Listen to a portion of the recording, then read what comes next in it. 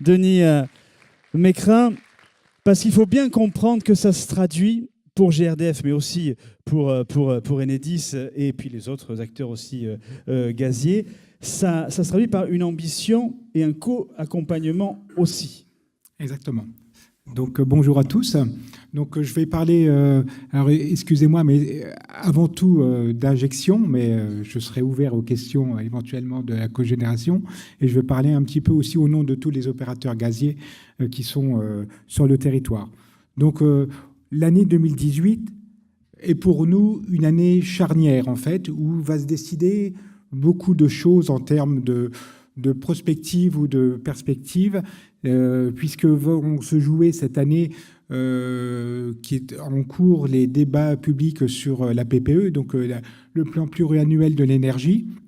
On va fixer des caps de mix énergétique, notamment combien il y aura de parts d'énergie renouvelable en fonction des différentes énergies. Se décide aussi un certain nombre aussi de textes ou d'orientations sur, on va dire, les infrastructures de réseau, en fait, pour accueillir les projets qui sont de plus en plus nombreux. Alors aujourd'hui, en fait, on part déjà on ne part pas de rien, puisqu'il y a aujourd'hui, voilà, je vais peut-être prendre le micro, ça sera peut-être plus simple pour me reculer. Aujourd'hui, effectivement, il existe déjà des objectifs qui ont été fixés dans le cadre de la loi de transition énergétique, où en termes d'injection de gaz vert dans les réseaux, nous avons un objectif d'atteindre 10% de gaz vert en 2030, avec des points de passage qui ont été fixés aussi dans le cadre de la PPE 2018-2023, avec un point de passage fin 2018 à 1,7 TWh, et en 2023, 8 TWh. Alors ici, je voyais le graphe qui donne un peu qui a été fait par ADEME et qui donne un peu deux scénarios, un tendanciel et un volontariste. Et effectivement, le pointillé, ce sont les 10% de gaz vert en 2030, et ça vous donne à peu près le nombre de sites en injection qu'il faudrait pour atteindre cet objectif-là.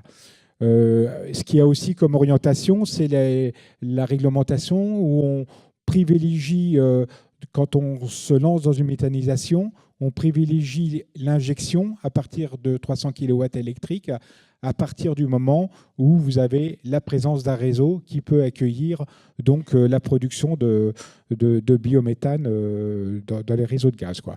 Et puis également, sans mettre dos à dos les techniques, les rendements énergétiques d'une injection sont plus favorables, puisqu'on a 80-95% de rendement énergétique quand on fait de la méthanisation.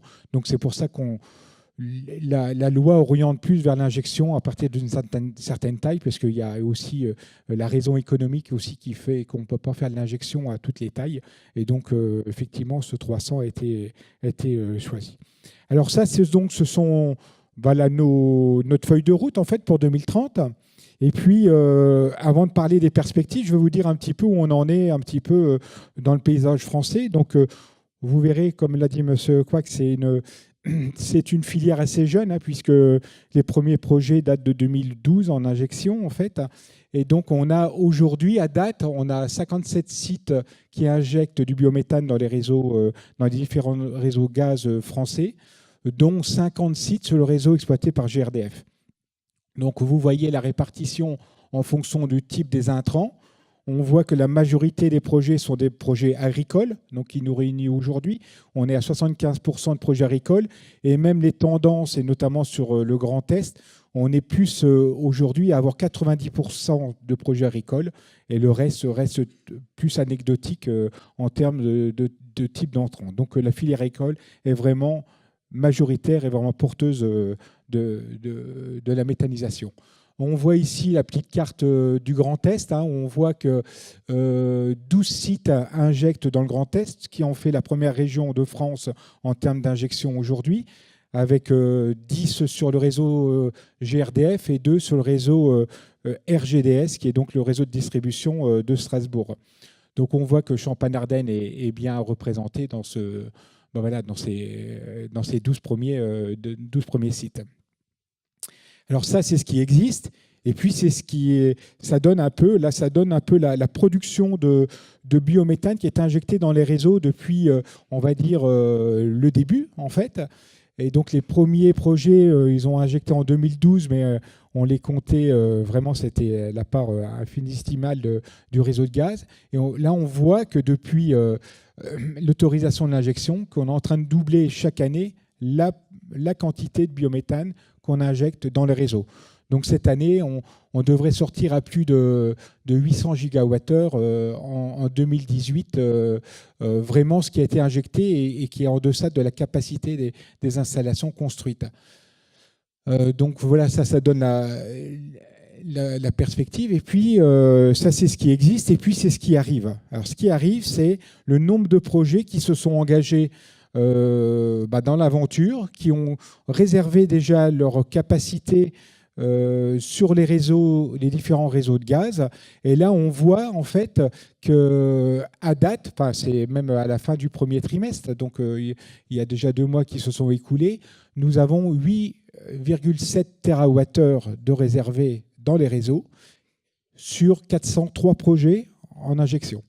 Donc, qui montre que la dynamique, elle est là, en fait, et qu'on est vraiment en progression très importante depuis 2014-2015.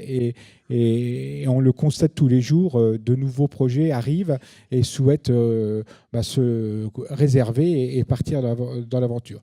Donc, ce qui veut dire, ce graphe-là, je voulais surtout, il montre que l'objectif de la PPE 2023, qui est de 8 TWh, nous allons le dépasser. Nous allons dépasser cet objectif et donc ce qui nous permet un peu de nous projeter sur l'avenir et de proposer de nouveaux objectifs dans le cadre de cette PPE 2028 qui devrait être sortie fin 2018. Et donc on va porter l'ambition, l'ensemble des opérateurs gaziers, à 50 TWh en 2028, qui fait, c'est-à-dire pour 2030, on va ambitionner de passer de 10 à 30% de gaz vert dans les réseaux gaziers, donc qui est une ambition très importante. Et pourquoi ce chiffre-là ? On s'appuie à la fois sur la dynamique qui existante, et aussi sur une étude sur laquelle je reviendrai un peu après, mais l'étude ADEME, qui est une étude prospective pour savoir si la France peut être complètement indépendante en termes de gaz et regarder si il y a assez de gisements en France pour produire la totalité donc, des consommations de gaz, en considérant aussi que on va avoir quand même dans les années à venir, du fait de l'efficacité énergétique des bâtiments et du mix énergétique, une baisse des consommations quand même qui est annoncée dans les décennies qui viennent. Donc ce petit tableau-là montre un petit peu l'étude ADEME sur laquelle je reviendrai. On a fait une extrapolation en 2050 de ce qu'on pouvait faire et montre un petit peu qu'on peut atteindre 90 TWh en 2030 en fonction des différents intrants qu'on peut voir sur la partie gauche. C'est-à-dire qu'on parlait tout à l'heure de CIV. Si on utilise 6,5% des surfaces utiles agricoles en CIV, on va pouvoir produire 23 TWh d'énergie. Si on utilise 0,7% de surfaces utiles sur lesquelles on prendrait les cultures dédiées qui sont limitées, je rappelle, à 15% dans un méthaniseur, on va pouvoir avoir 17 TWh et puis ainsi de suite. Par exemple, si on mobilise 39% des déchets d'élevage, on va pouvoir produire 16 TWh et ainsi de suite. Et on arrive à ces 90 TWh et qui nous permettent... On a même pris encore une marge de sécurité puisqu'on propose 50 TWh pour 2028 et montrer que c'est tout à fait atteignable en fait, et on est loin de mobiliser l'ensemble des gisements existants. Avec une répartition 60% à peu près de projets à l'horizon 2030 qui seraient sur l'injection en fait, et qui représenteraient à peu près 80% des volumes total de biométhane produit, quoi. Le potentiel de gisement, et notamment sur les deux régions qui nous concernent. Alors, je vais y venir. Donc, donc là, effectivement, juste ce slide pour vous dire qu'effectivement, avec ADEME, il y a eu différents scénarios prospectifs, à la fois sur l'électricité, sur un mix électrique 100% ENR en 2050, et puis la même étude sur un mix gaz en 2050 de 100%. Donc, un seul slide, un peu, c'est cette étude-là a recensé canton par canton, département par département, l'ensemble des gisements qui pouvaient être mobilisables en 2050. Donc, on voit, il y a 3 couleurs, en fait. Il y a tout ce qui est issu de l'agriculture, donc ce qui est méthanisable, tout ce qui est issu de la biomasse et qui sera la deuxième, on va dire, fusée du développement du gaz renouvelable, qui est la pyrogasification, mais ce n'est pas l'objet du débat aujourd'hui. Et puis en troisième, le power to gas, dont a parlé Maurice tout à l'heure, sur l'utilisation de l'électricité renouvelable excédentaire pour en faire de l'hydrogène et du méthane de synthèse demain. Donc on voit que chaque région est concernée par 1, 2 ou 3 gisements différents. Et on voit que la région Grand Est, donc si on fait un zoom après, donc au total, on voit sur la droite, si on parle de méthanisation agricole, ça représente 140 TWh à l'horizon 2050. Donc ce qui est mobilisable, ce qui est énorme, ce qui fait près de 40% des consommations demain de gaz, quoi, en fait. Et si on fait un focus sur le Grand Est, là, on revoit en fonction des différentes technologies. Donc, ce qui nous intéresse le plus en premier, c'est le premier, donc, où le Grand Est a un potentiel de 14 à 15 TWh méthanisables avec des intrants agricoles. On voit les départements plus enfoncés, plus le gisement est important. Donc, on voit encore une fois que la Champagne-Ardenne peut être très moteur dans la méthanisation, ainsi que le Haut-Rhin, en fait. Et donc, on pourrait prétendre sur le Grand Est, quand on fait le raisonnement par rapport à nos ambitions, avoir 9 TWh de gaz renouvelable en 2028, qui représente 30% de la consommation du territoire Grand Est. Ça, c'est le potentiel, les potentialités. Mais qu'est-ce que fait GRDF pour accompagner les agriculteurs qui se lancent dans cette démarche? Voilà. Donc nous, effectivement, par rapport aux ambitions, effectivement, derrière, il faut que ça suive en termes d'acceptabilité sur nos réseaux, mais aussi il faut que le monde politique aussi s'empare de la question et nous donne la possibilité d'y aller. Donc, je vais revenir vite fait en fait sur les 16 propositions faites par Sébastien Lecornu. Et donc, notamment, sur le troisième point, qui est accélérer, simplifier et baisser les coûts des installations, c'est notamment parler de réfaction, et je reviendrai après, et sur le droit de l'injection, quoi. Donc, ces orientations vont dans le bon sens, puisque vont dans le sens de nos ambitions, en fait, qui sont aussi étayées, mais je ne vais pas trop détailler le sujet, sur d'autres études qui montrent que notre indépendance énergétique peut faire gagner beaucoup d'argent à la France en termes d'importation, puisque ça représenterait 1 à 2 milliards d'économisés en termes d'importation de gaz fossile. Donc c'est quand même important. C'est aussi générateur d'emplois, directs et indirects. Donc estimé sur les 3 énergie, enfin les 3 paliers qu'on a vus tout à l'heure, jusqu'à 100 000 emplois en France. Et puis, ça permet également l'industrialisation qui pourrait arriver, pourrait un peu standardiser les prix et faire que les prix deviennent tout à fait compétitifs par rapport au gaz naturel. Et puis enfin aussi, naturellement, la méthanisation, je n'y reviens pas, mais c'est quand même c'est décarboner quand même les différentes filières, déjà tout ce qui est environnement, mais aussi c'est décarboner l'agriculture, avec, on voit ici ce qui pourrait éviter en termes de CO2 émis, ce qui est énorme. Et puis aussi tout ce qui est, on l'a dit, Digesta, qui peut être un véritable remplacement des engrais, on va dire minéraux et chimiques qu'utilise actuellement la filière. Et donc, en fonction de tous ces objectifs-là, voilà comment nous, on accompagne la filière. Alors déjà, on est là aussi, puisque ça a été démontré aussi dans différentes études, c'est que pour accepter de plus en plus de gaz dans nos réseaux, un des leviers, c'est de multiplier les usages, et notamment l'usage de la mobilité en utilisant du bio-GNV, en fait, qui va permettre à la fois d'augmenter les consommations en été, et donc quelque part d'admettre plus de projets ou plus de capacités dans nos réseaux l'été. Donc c'est vraiment un vrai levier. Si on regarde effectivement en premier temps, c'est de mailler, quand on dit mailler, c'est de raccorder une ville avec une autre en mettant un réseau de connexion entre les deux et pour augmenter la capacité d'accueil sur les différentes villes. Donc ça, c'est ce qu'on fait de manière régulière et courante sur les usages. Après, il y a tout ce qui est cadre, évolution réglementaire qui ont été prises et qui sont en attente et qui permet aussi de faire émerger encore plus de projets. J'en citerai ici que quelques-uns. C'est depuis le 1er décembre dernier, la prise en charge par les distributeurs de réseaux de 40% du coût de raccordement. Demain, sur les réseaux de transport, il y aura cette réfaction aussi qui sera appliquée. Donc, c'est quand même à 40%, c'est pas rien. Et c'est plusieurs, des fois, centaines de milliers d'euros d'économisés sur le raccordement.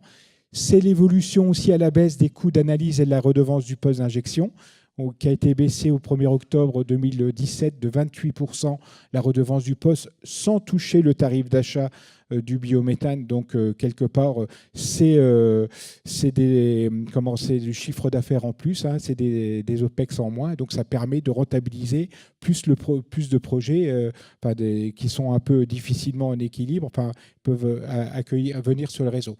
On attend beaucoup aussi, c'est sur l'annualisation du CEMAX, c'est un peu technique, mais ça permet d'adapter la production de biométhane. Et c'était un exemple propre au projet des frères Couac, en fait, où ils avaient un problème de saisonnalité en fait, sur le réseau. Et s'il y avait l'annualisation du CEMAX, ça pourrait plutôt leur simplifier la vie en termes de rentabilité du projet. Et puis après, au niveau technique, nous travaillons sur des différents éléments pour accueillir plus et se préparer au droit à l'injection. C'est-à-dire qu'on est en train de travailler des modules de stockage sur site, c'est-à-dire lorsqu'on ne peut pas injecter sur le réseau puisqu'il n'y a pas de consommation, c'est stocker sur site la production et pouvoir la réinjecter le moment voulu quand il y aura de la demande de consommation. Il y a aussi, vous en avez certainement entendu parler, l'histoire des rebours. Le rebours, c'est que lorsqu'on injecte sur un réseau de distribution, on va dire à 4 bars, et que la consommation n'est pas suffisante, c'est pouvoir comprimer le volume qui n'est pas consommé, de biométhane qui n'est pas consommé, et le remonter à un étage supérieur de pression, soit sur un réseau de distribution, soit sur un réseau de transport. Donc l'année prochaine, l'été 2019, on mettra en service le premier rebours distribution sur nos réseaux qui sera à 3 et donc qui va permettre d'ouvrir les capacités du réseau de 800 m3 sur le réseau de 3 et donc va permettre d'accepter de nouveaux projets sur la zone. Et demain ou après-demain, il y aura des projets de rebours sur le transport et on a 2 dossiers en cours avec GRT Gaz, un qui est également sur 3 et l'autre sur Châlons en Champagne, pour ne pas les citer. Et donc demain, on est prêt à étudier d'autres solutions. Et enfin, les schémas directeurs. Les schémas directeurs, on est plein dans ce qui est le droit de l'injection, qui est une des propositions de Sébastien Lecornu, donc qui est une contrainte positive pour les distributeurs, mais qui est voulue par les distributeurs. C'est-à-dire le droit d'injection, c'est demain, c'est demander aux distributeurs et pourquoi pas aux transporteurs de mettre tous les moyens nécessaires pour accueillir les demandeurs de projets, enfin les productions qui sont envisagées et de mettre les moyens en œuvre actuellement. Alors ce droit à l'injection, il est passé en première lecture à l'Assemblée dans la loi agriculture qui a été passée il y a 15 jours, je crois, à peu près en première lecture. Et donc, loi qui devrait être votée en septembre, normalement. Et après seront définis donc naturellement le décret d'application. Et le décret d'application, on y travaille déjà avec différents organismes que sont l'ACRE, qui est notre organisme de tutelle, puisque nous sommes une activité régulée. Nous travaillons aussi avec la DGEC, le ministère de l'Environnement, etc., pour en définir des cadres, c'est-à-dire donner la possibilité aux distributeurs et aux transporteurs d'investir dans les infrastructures pour pouvoir accueillir de plus en plus de projets et donc d'atteindre quelque part les 30% qu'on ambitionne pour 2030. Denis Mécrin, juste avant que vous concluiez, j'ai une question qui vient du live tweet, parce qu'effectivement, comme on est en live, il y a des gens de la région des Hauts-de-France qui posent la question sur la potentialité, parce qu'on a parlé de la potentialité de la région Grand Est, mais la potentialité sur la méthanisation des Hauts-de-France. Alors les Hauts-de-France, c'est aussi une région fortement gazière qui est encore mieux structurée peut-être que le Grand Est en termes de réseau, puisqu'ils ont notamment sur le département du Nord, Pas-de-Calais, le réseau est très dense. Alors c'est vrai qu'on a un département un peu limitrophe, l'Aisne, qui ressemble beaucoup à la Marne, un petit peu, où là, effectivement, en fait, on peut dire que ce sont les deux régions de France aujourd'hui où il y a le plus grand dynamisme en termes de méthanisation.